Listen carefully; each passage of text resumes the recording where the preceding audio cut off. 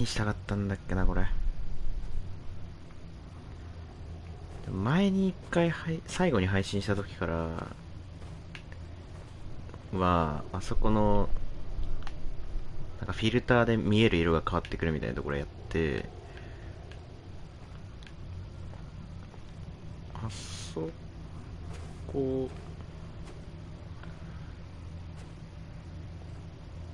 はクリアしちゃったんだよね、この間。配信してないけど。ここもクリアしたんだよ。なんか水上みたいな。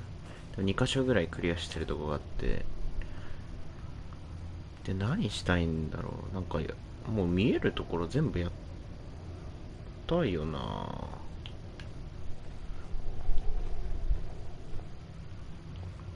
アルフーパっぽくない？違う？違うか。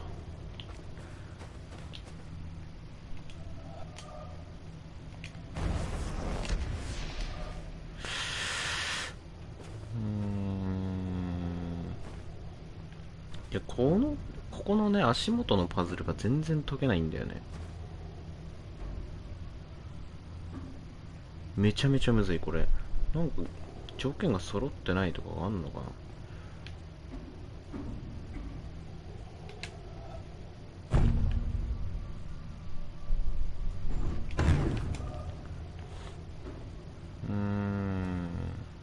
もう奥から、この手前の足元のとこまで伸ばすクリア方法が、この白2つと、よく見えづらいけど、この黒、こっちにも黒があって、これを白と黒が分離させないといけないんだけど、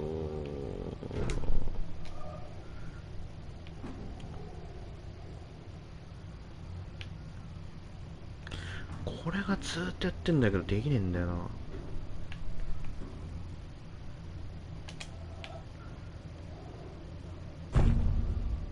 ここはクリアできたんだよね。どうやったか忘れたけど。あれどうやってクリアしたんだっけ。こうか。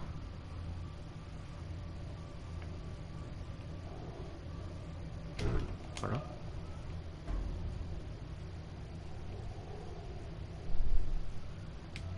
こうかな。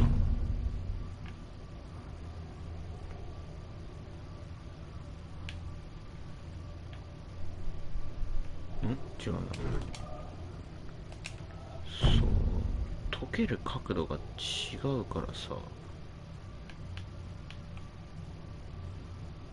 あ、やべえ。わかんねえんだよな。この石像動かせねえから。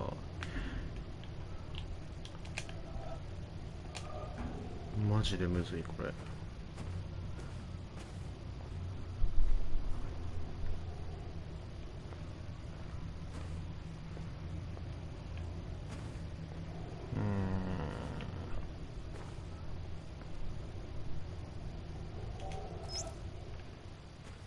Up there, you go around every hour and a half, time after time after time. You wake up usually in the mornings, and just the way that the track of your orbits go, you wake up over the Mideast, over North Africa. As you eat breakfast, you look out the window as you're going past, and there's the Mediterranean area, and Greece, and Rome, and North Africa, and the Sinai, the whole area. And you realize that in one glance, that what you're seeing is what was the whole history of man for years, the cradle of civilization. And you go around down across North Africa and out over the Indian Ocean, and look up at that great subcontinent of India, pointed down toward you as you go past it. And Ceylon off to the side, Burma, Southeast Asia, out over the Philippines, and up across that monstrous Pacific Ocean. Vast body of water. You've never realized how big that is before. And you finally come up across the coast of California and look for those friendly things. Los Angeles and Phoenix, and on across El Paso. And there's Houston. There's home. And you look, and sure enough, There's the Astrodome. And you identify with that, you know? It's an attachment. And down across New Orleans, and then looking down to the south, and there's the whole peninsula of Florida laid out. And all the hundreds of hours you spent flying across that route, down in the atmosphere, all that is friendly again. And you go out across the Atlantic Ocean and back across Africa. And you do it again, and again, and again. And that identity, that you identify with Houston, and then you identify with Los Angeles, and Phoenix, and New Orleans, and everything. And the next thing you recognize in yourself is you're identifying with North Africa. You look forward to that. You anticipate it. And there it is. That whole process begins to shift of what it is you identify with. When you go around it in an hour and a half, you begin to recognize that your identity is with that whole thing. And that makes a change. You look down there, and you can't imagine how many borders and boundaries you crossed again and again and again. And you don't even see them. At that wake-up scene, the Mid-East, you know there are hundreds of people killing each other over some imaginary line that you can't see. From where you see it, the thing is a whole, and it's so beautiful. And you wish you could take one from each side in hand and say, look at it from this perspective. Look at that. What's important? And so a little later on, your friend, again those same neighbors, another astronaut, the person next to you goes out to the moon. And now he looks back and sees the Earth not as something big where he can see the beautiful details, but he sees the Earth as a small thing out there. And now that contrast between that bright blue and white Christmas tree ornament and that black sky, that infinite universe, really comes through.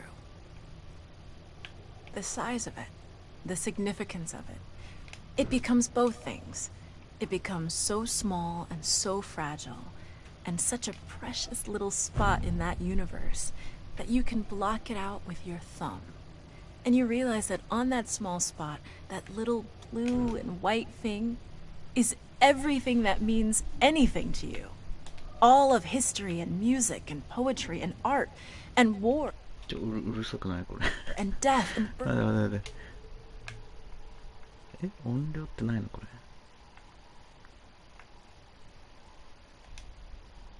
birth and love, tears, joy, games, all of it is on that little spot out there that you can cover with your thumb. And you realize that that perspective, that you've changed, that there's something new there. That relationship is no longer what it was. And then you look back on the time when you were outside on that EVA and those few moments that you had the time because the camera malfunctioned, that you had the time to think about what was happening. And you recall staring out there at the spectacle that went before your eyes. Because now, you're no longer inside something with a window looking out at a picture.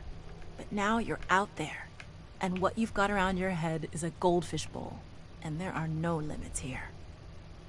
There are no frames. There are no boundaries. You're really out there, over it, floating, going 25,000 miles per hour, ripping through space, a vacuum, and there's not a sound. There's a silence, the depth of which you've never experienced before.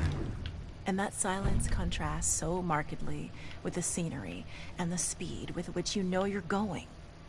That contrast, the mix of those two things, really comes through. And you think about what you're experiencing and why.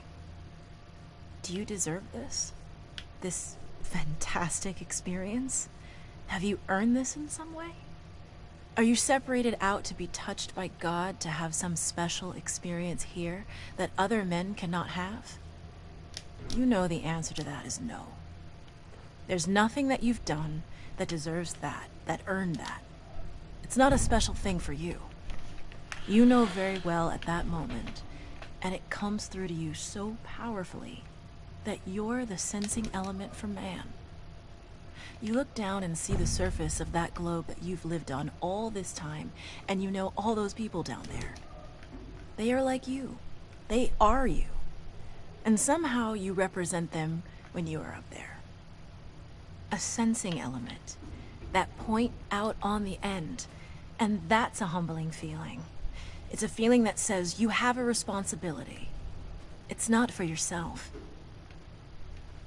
The eye that doesn't see does not do justice to the body. That's why it's there. That's why you're out there. And somehow you recognize that you're a piece of this total life. You're out on that forefront and you have to bring that back somehow. And that becomes a rather special responsibility. It tells you something about your relationship with this thing we call life. And when you come back, there's a difference in that world now. There's a difference in that relationship between you and that planet, and you and all those other forms of life on that planet, because you've had that kind of experience. It's a difference, and it's so precious. And all through this, I've used the word you because it's not me. It's not Dave Scott. It's not Dick Gordon, Pete Conrad, John Glenn. It's you. It's us. It's we. It's life. It's had that experience. And it's not just my problem to integrate. It's not my challenge to integrate, my joy to integrate. It's yours. It's everybody's. Russell Schweikart, 1975.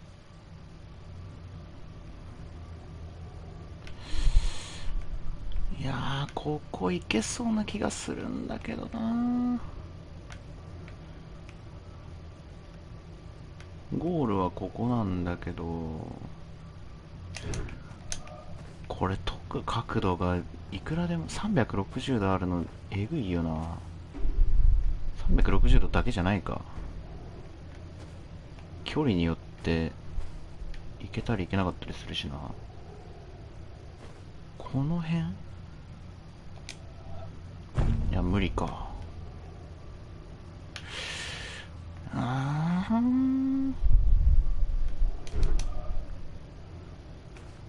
こいつら邪魔だなマジ。あいつの足さえなければな。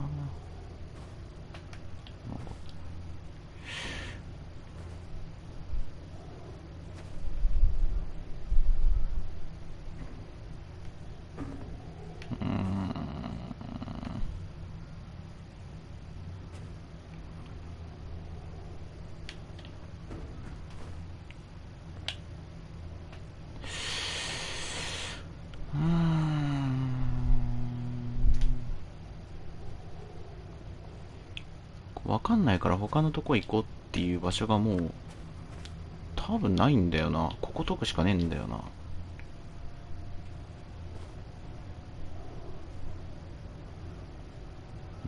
多分できるもの全部やったと思う。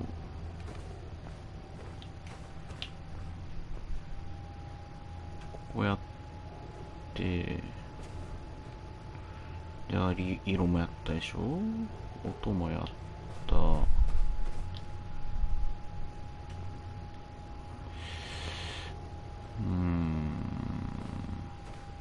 多分ここ解くしかねえんだよな。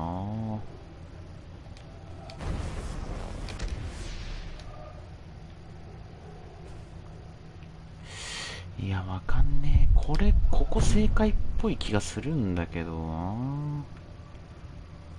この後ろ通れたらな。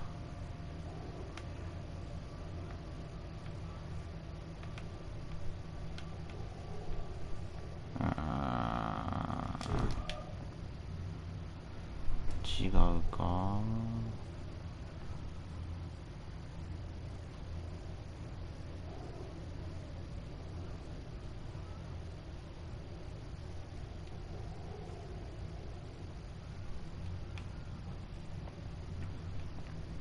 それともまだできることあんのか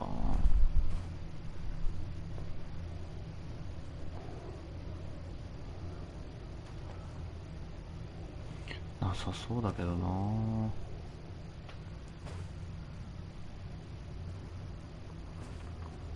こっち側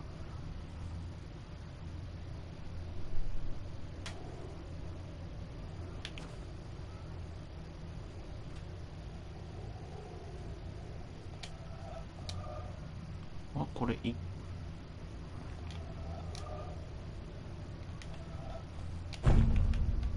ける？あ、いったんじゃないこれ。いったー。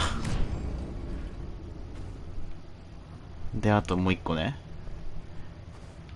うわー、これ今度ここスタートで、奥につなげて、白同士黒同士、白と黒が同じ仕切りに入っちゃいけないんだよ。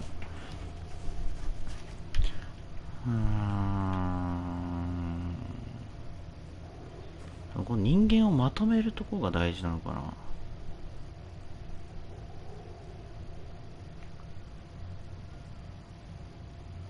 これいけね？いったべこれ。きたー。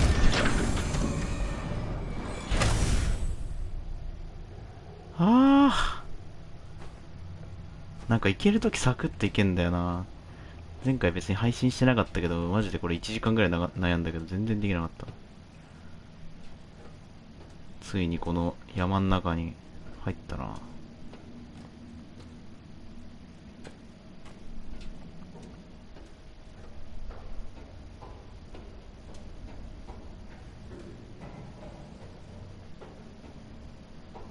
すんごい機械、おお、ポータルみたい。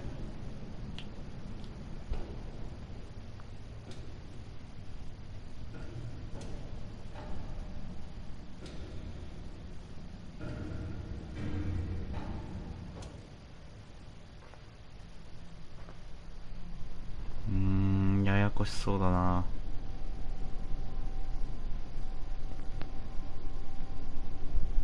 うわぁ、下にもある。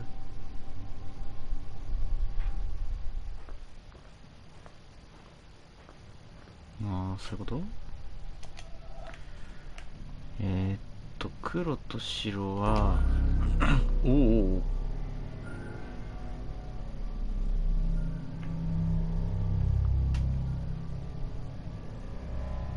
こういう、いや、違う違う違う違う。こういうこと？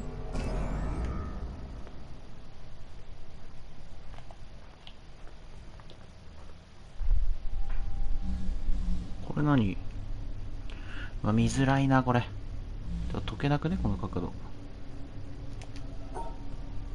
ゴールまで行けないよね。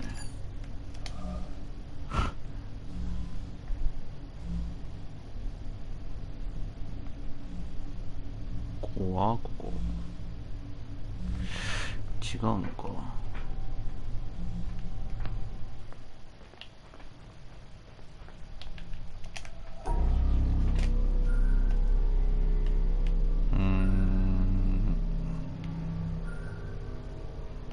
端っこのなんかパズル解きたいな。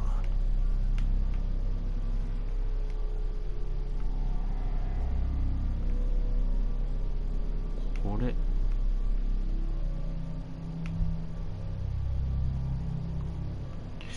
ちょっとめんどくさいな。ほ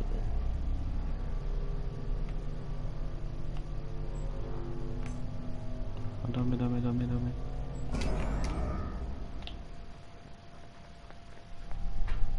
あれ解きたい、とりあえず。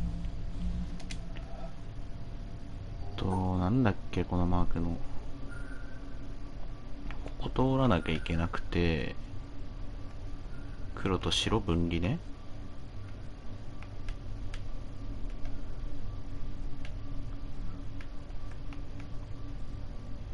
じゃあ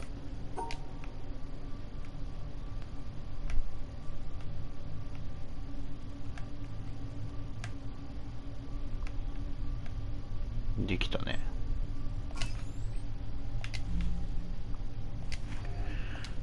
なんだこれ。あ、ずれてんの？あ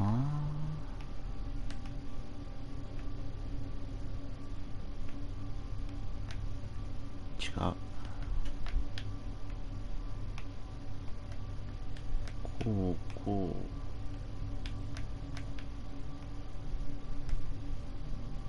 うこう。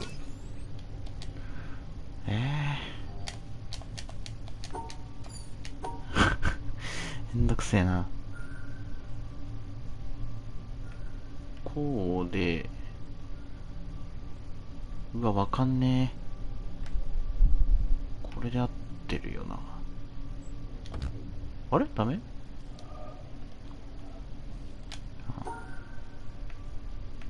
？2、あ、3マスか。こうね。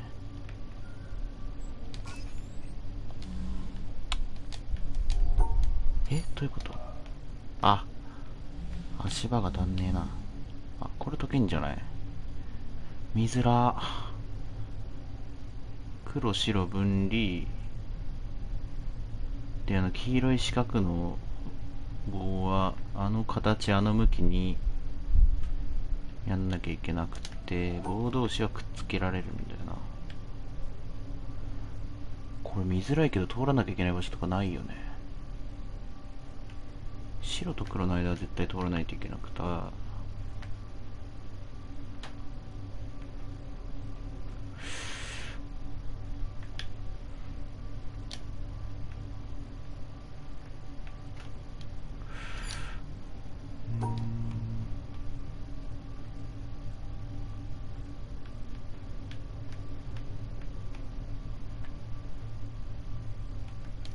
違うな。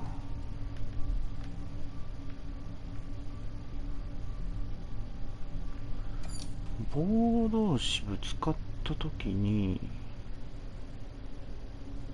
1234、ああ、ちょっと見えたか。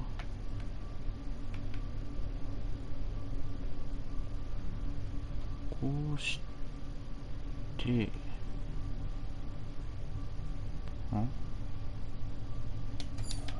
ゴール見えてなくね？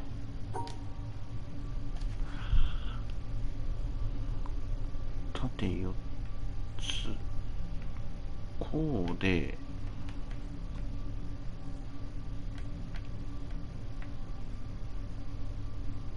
1234、あ、下からか。違う違う違う。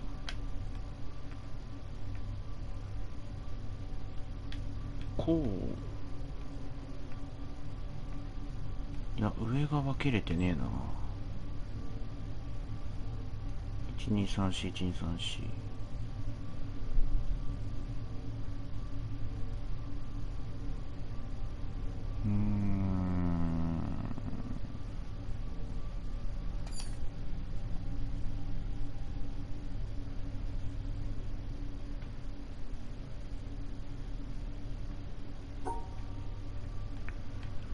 角度が見づれえな、これ。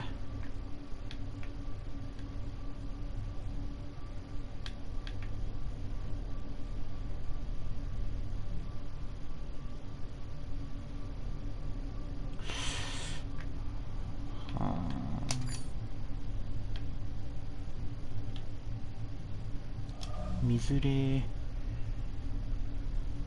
棒をどこに配置するかだよな、黄色い棒。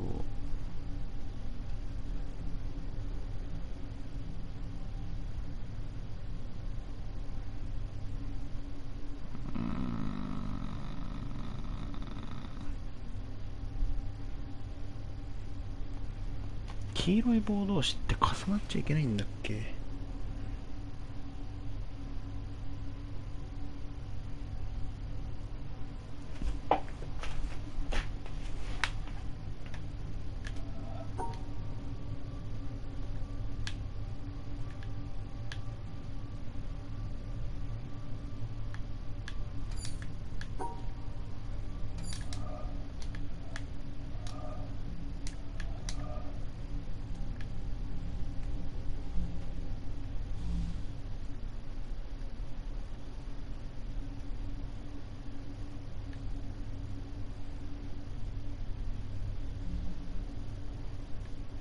いろんなところの監視カメラの映像みたいな。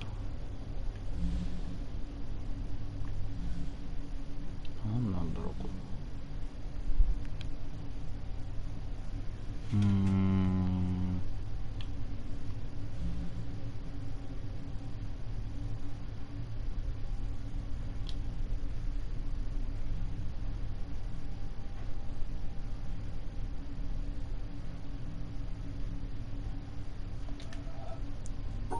こっち側か。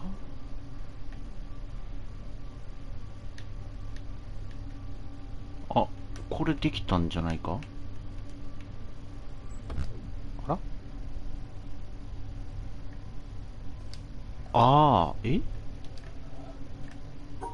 ああ、そっかそっかそっか。白と黒分けないといけないから、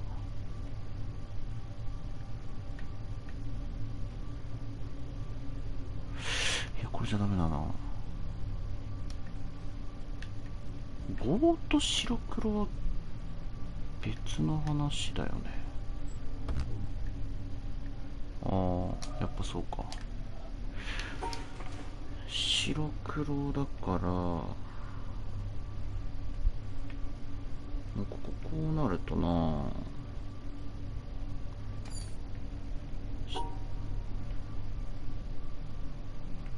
えー、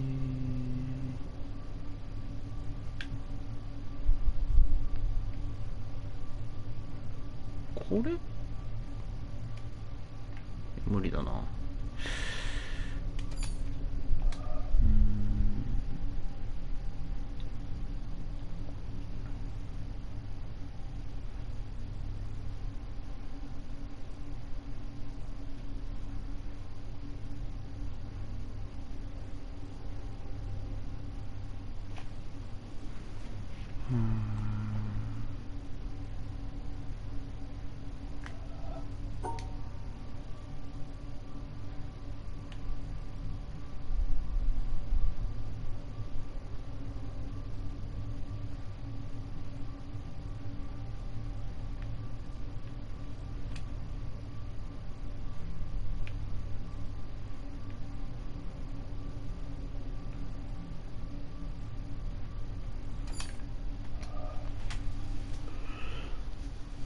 むずー。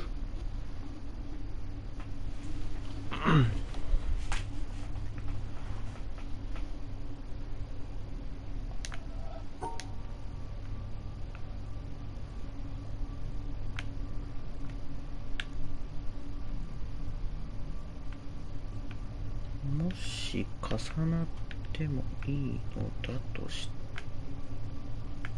いやダメだな。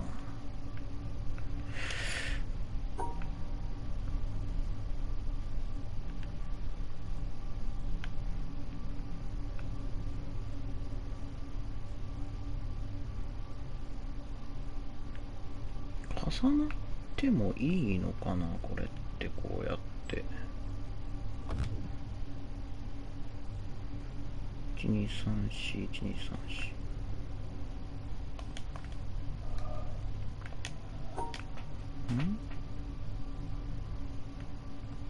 こうで、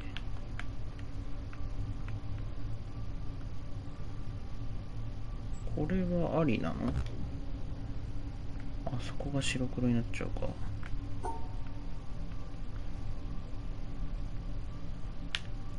こうして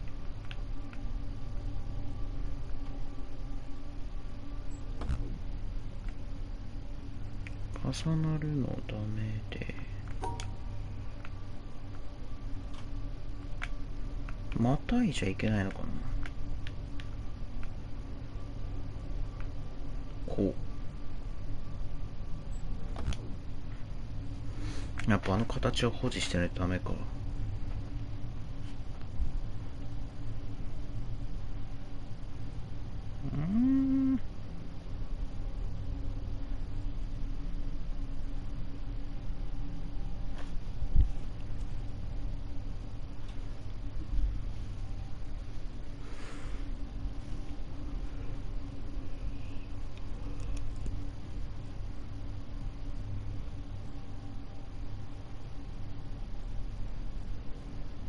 縦棒が左端に来るか右端に来るかしかないってこと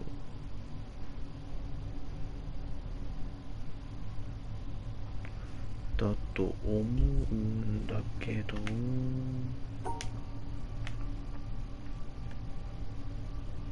縦棒が右端に来た場合、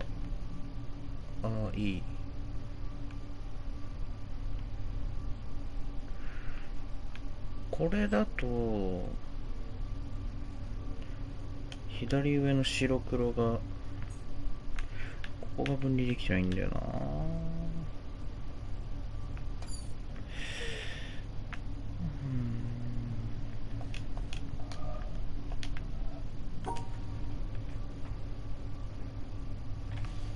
縦棒が右に来たらこうは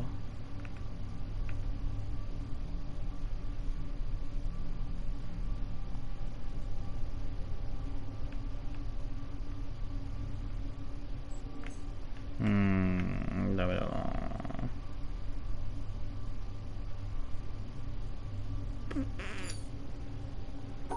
縦棒左かな。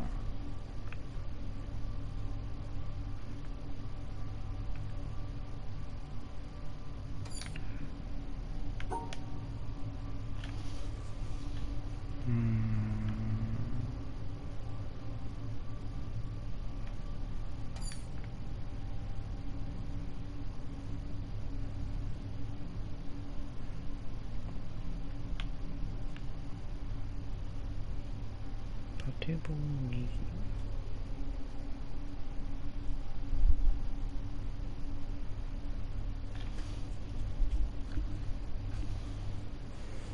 2つの棒を分離させるわけにもいかないし、重なっちゃいけなくて、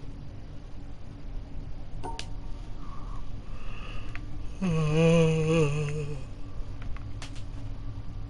れダメなんだろうな。一番右下角と左下角の白黒が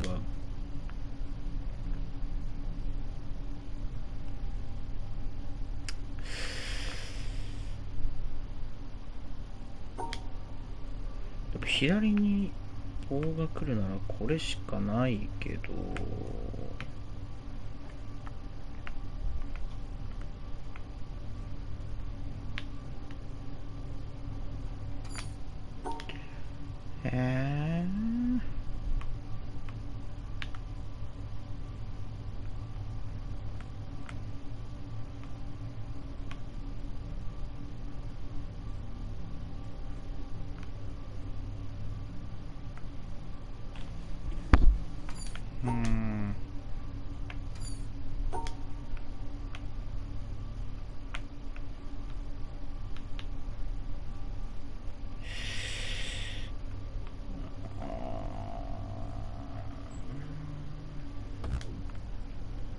今度は棒がな。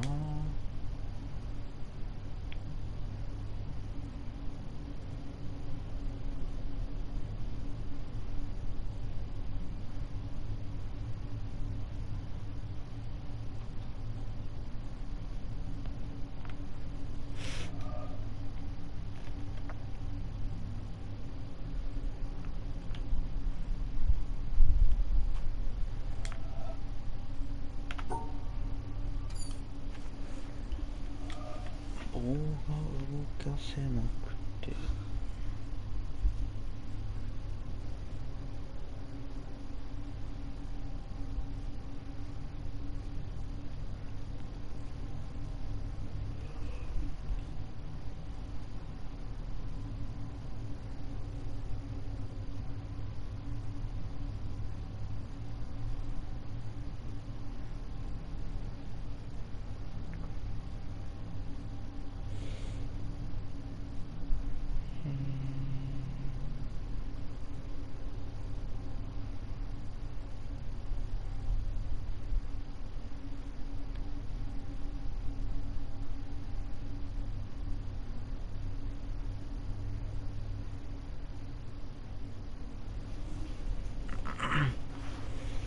棒って他に使い方ないよな。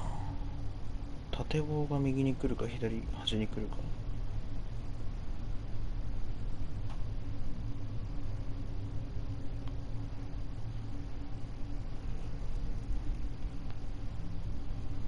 結構限られてるはずなんだけどな。何通りかに。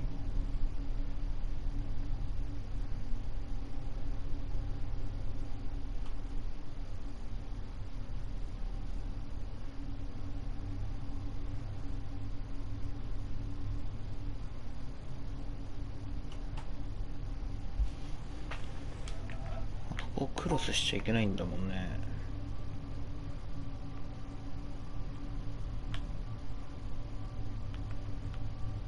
もう試したもんな。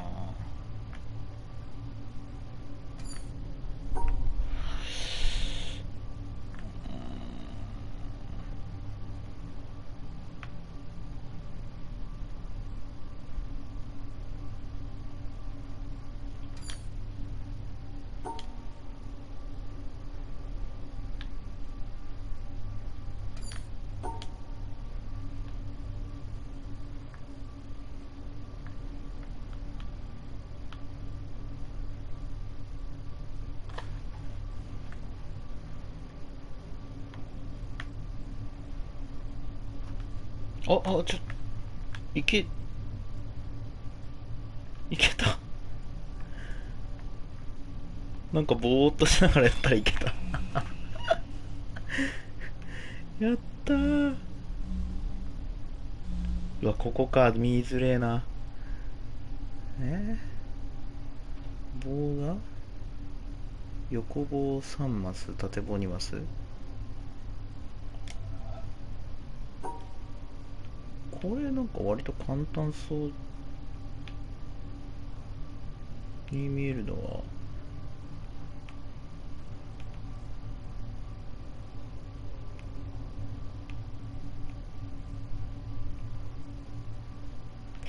いやでも棒が来る位置結構何通りもあるな。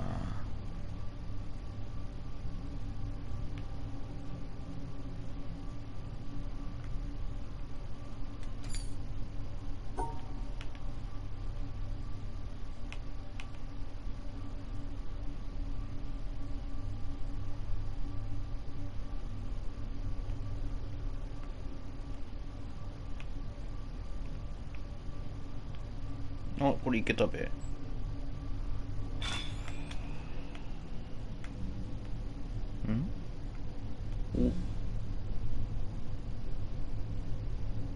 お、はっは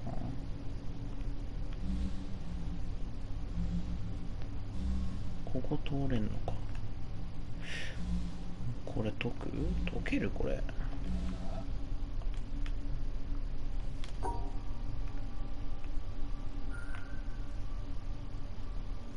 回せる3本。これ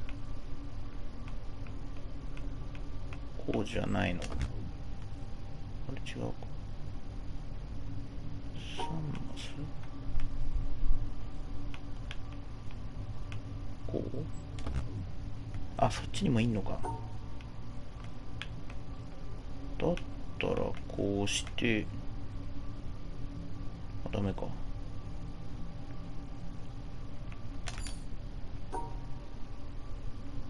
合計何マスあるんだこれ。1、2、3、4、5マスか。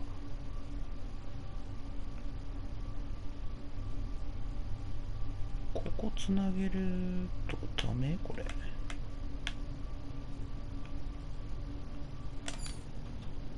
ダメっぽいな。3マス先作ったらダメか。3マス3マス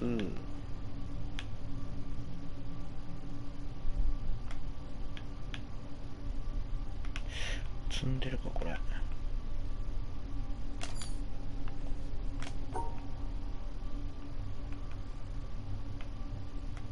あ、こうか。これで3マス作ればいいのか。 OK。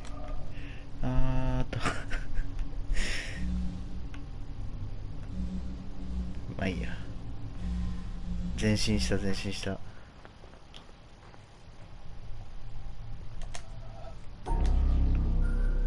今度は右側のパズル解きたいな。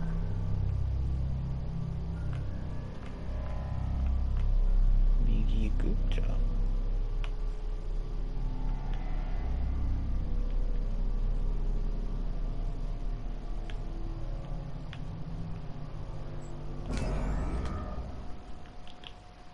あわからんけど行ってみよう。はい、これ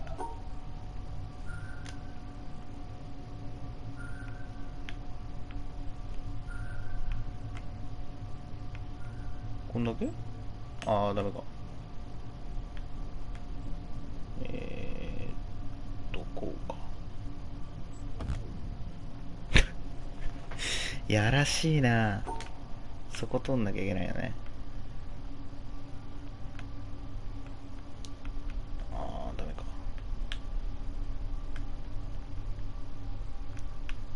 そこ通らなきゃいけない。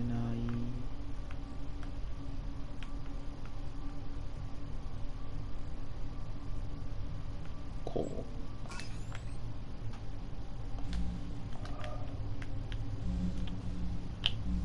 ここ通れる。ああ、いいじゃん、いいじゃん、いいじゃん。あ、時ずれ。俺っていうか、いけねここ。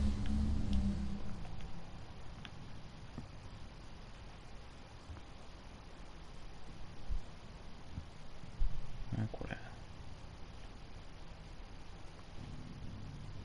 何の図だろう。絶対なんかのヒント。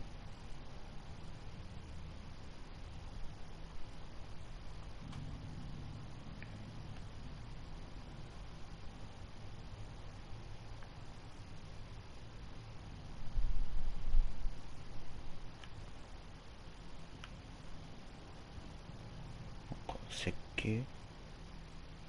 あ、これ。 Two major schools of Zen exist in Japan, the Rinzai and the Soto. Both have the same goal of seeing the world unmediated, but their approaches are different. In the Soto school, the emphasis is on quiet contemplation in a seated position without a particular focus for thought. The method in the Rinzai school, however, is to put the intellect to work on problems that have no logical resolution. Such problems are known as koans, from the Chinese kengan, meaning public announcement. Some are mere questions. For example, when your mind is not dwelling on the dualism of good and evil, what is your original face before you were born? Others are set in a question and answer form, like, what is the Buddha? Answer, 3 pounds of flax, or the cypress tree in the courtyard, to name but 2 of the classic responses. According to tradition, there are 1,700 such conundrums in the Zen repertoire, and their common aim is to induce a kind of intellectual catastrophe, a sudden jump which lifts the individual out of the domain of words and reason into a direct, non-mediated experience known as satori. Zen differs from other meditative forms, including other schools of Buddhism, in that it does not start from where we are and gradually lead us to a clear view of the true way of the world. It is not a progressive system in this respect. The sole purpose of studying Zen is to have Zen experiences, sudden moments, like flashes of lightning, when the intellect is short-circuited and there is no longer a barrier between the experiencer and reality. David Darling, 1996.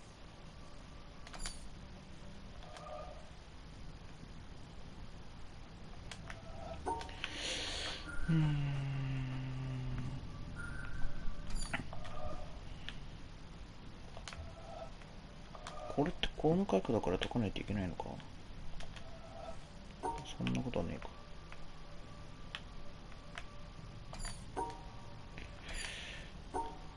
こっちを違う違う違う違う違う違う。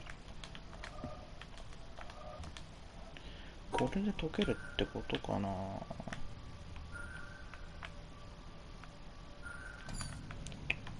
ここは通さなきゃいけないから。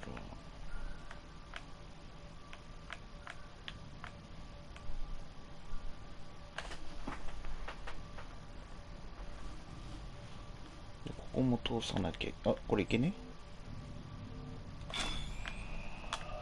けたいけた。黒白。そこに黒白来て黒黒か。黒と白の間は絶対通さなきゃいけないから。うわ、反対が見えねえ系か、これ。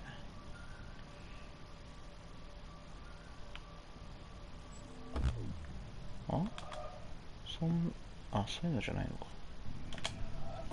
普通に全部分けなきゃいけないのか。黒、白。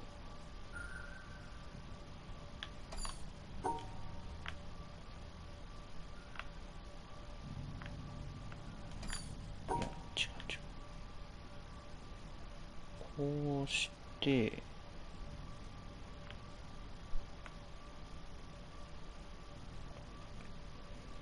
右下に白があんだっけ？それどうやって分けんだ？あ、こうやっ、これやれば白だけにできるのか。これで、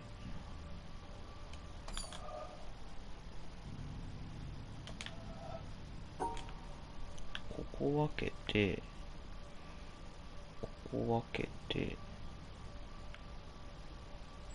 これでいけんじゃない？あ、いけたけど。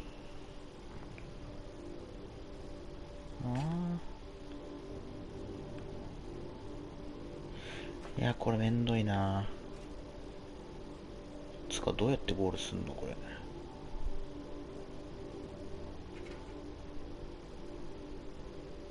上側使うのか。